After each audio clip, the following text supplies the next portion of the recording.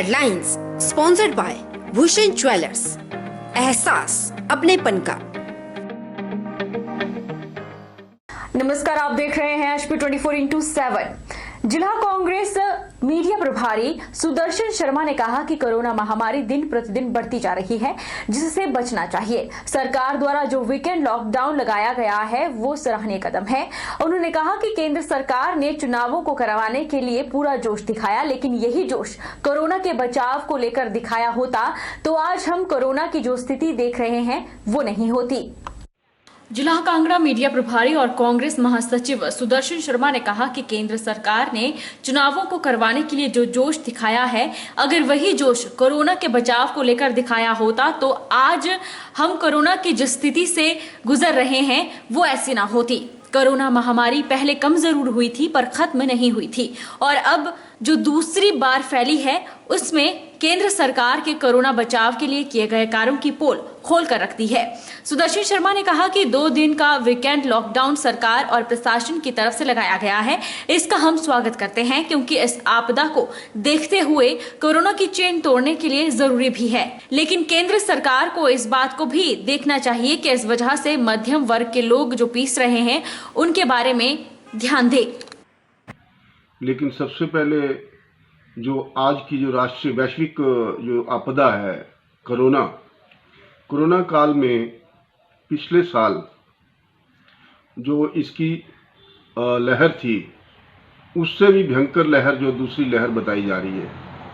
मैं सरकार जो राष्ट्रीय केंद्रीय सरकार जो है, केंद्रीय सरकार के जो कार्यकलाप हैं पिछले, उसके आधार पर आपको एक बात बताना चाहता हूं। यदि वो जो 5 राज्यों में होने जा रहे चुनावों के प्रति गंभीर ना होती और पूरी की पूरी तवज्जो जो है वो इस चैन को तोड़ने की में लगाती तो शायद आज ये दिन देखने को ना मिलते, क्योंकि कंट्रोल हो चुका था और सरकार ने अपना पूरा का पूरा ध्यान जो है वो इससे हटा के चुनावों की तरफ कर लिया, जिस कारण चेन जो फिर वह अपनी उसी रफ्तार से पूरे हिंदुस्तान में फैल चुकी है।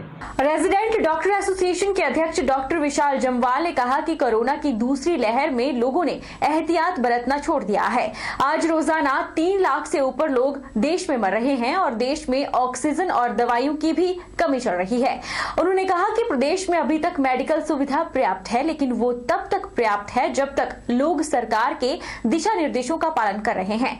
उन्होंने लोगों से मास्क पहनने, दूरी बनाए रखने और बार बार हाथों को धोने और अनावश्यक घर से बाहर न निकलने का आग्रह किया। तो अच्छे नागरिक के लिए हमें जब भी हम घर से बाहर जाएं मास्क जरूर डालें, बार बार हाथ धोएं, और जो भीड़ वाली जगह है जहाँ पे गैदरिंग है बहुत ज्यादा, उस जगह जाने से कतराएं, अवॉइड करें, भीड़ इकट्ठी ना होने दें। अगर किसी ने मास्क नहीं डाला है तो उसको भी आप बोल सकते हो कि भैया आपने मास्क क्यों नहीं डाला है, उनको समझाएं। अगर लोग ऐसा सोचते हैं कि कोरोना कुछ भी नहीं है तो वो चीज भी गलत है।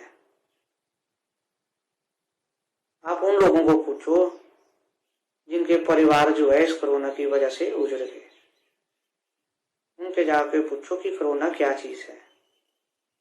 आप इस भ्रम में ना रहें कि कोरोना कुछ भी नहीं है। दूसरा कि कुछ लोग ओवर कॉन्फिडेंट हो गए हैं कि हमें वैक्सीन लग गई है तो हमें कोरोना नहीं होगा, हम बिना मास्क के ही घूमेंगे, तो ऐसा कुछ भी नहीं है।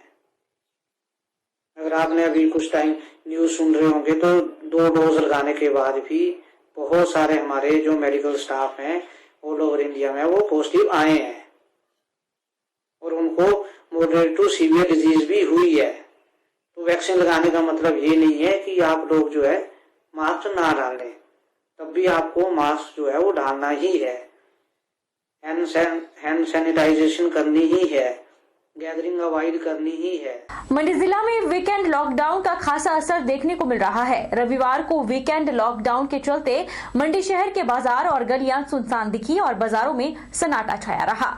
देश और प्रदेश में कोरोना से संक्रमित लोगों की तादाद बढ़ती जा रही है, जिसके चलते हिमाचल प्रदेश सरकार ने भी प्रदेश के विभिन्न जिलों में वीकेंड लॉकडाउन लागू कर दिया है ताकि कोरोना की रफ्तार को कम किया जा सके। वहीं मंडी जिला में भी वीकेंड लॉकडाउन का खासा असर देखने को मिल रहा है। बाजारों में बहुत ही कम संख्या में लोग देखने को मिल रहे हैं जो आवश्यक वस्तुओं या सेवाओं की आपूर्ति कर रहे हैं या दिहाड़ीदार मजदूर जो हर रोज काम की तलाश में गाँव से शहर पहुँचते हैं। ग्रामीण मजदूरों का कहना है कि वे काम की तलाश में शहर आते हैं ताकि रोजी रोटी कमा सके। कोई परेशानी नहीं आ रही है, ऐसा कुछ नहीं है। मैं मिस्त्री का काम करता हूँ यहाँ चौक पर, अब बस से भी आ जा रही है, ठीक आ जा रही है, कोई दिक्कत नहीं है। लॉकडाउन तो ऐसे लगना भी चाहिए बीमारी को लेकर। हम ऐसे ही डिस्टेंस बनाए रखते हैं और मास्क लगाए और ये सैनिटाइजर का इस्तेमाल करते हैं, बस यही करते हैं। लॉकडाउन है सर, शनि और संडे का दिया है, ठीक है, एक हिसाब से ये होना चाहिए।